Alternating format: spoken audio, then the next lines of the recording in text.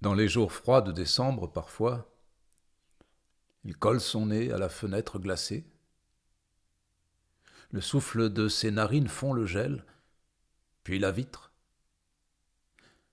Et à travers les trous, on entend le sifflement d'un train qui passe dans le lointain. Il reste assis des heures dans un fauteuil, dispute avec quelqu'un dans la pénombre, et en agitant les mains, il renverse le verre de vin sur la nappe blanche qu'on met lors des fêtes. Un silence rouge. Après, il déplace le miroir de mur en mur. J'ai perdu ma carte d'identité, dit-il. Les jours dans cette maison sont courts. La lumière n'est pas suffisante, mais je ne me reconnais plus.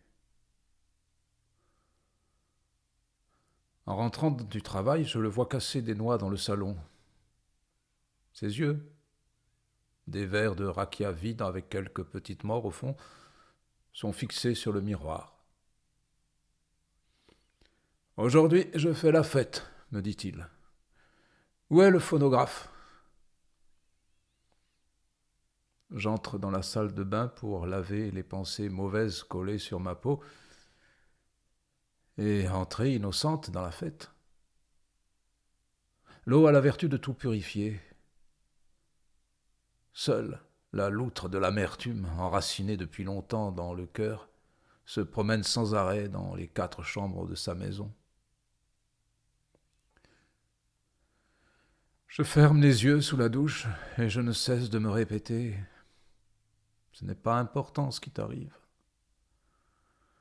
L'important est ce que tu veux. L'important est ce que tu veux. »